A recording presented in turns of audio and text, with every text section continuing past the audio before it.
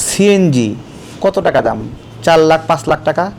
এই সিএনজি যখন একটা দাগের মধ্যে নিয়ে আসছে, এতগুলো সিএনজি থাকবে, তখন একবারে জরাজীর্ণ ভাঙ্গা সিএনজিও 25 লাখ টাকায় বিক্রি হয়।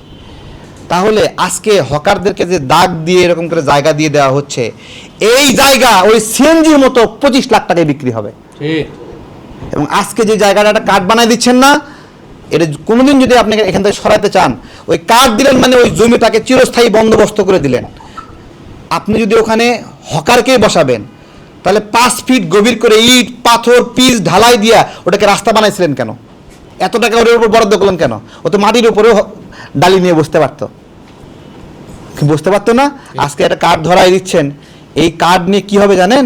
তো ওকে তো জমি লিখে দিয়েছেন, ওখানে রাস্তার জমি বিক্রি করে দিয়েছেন আপনি।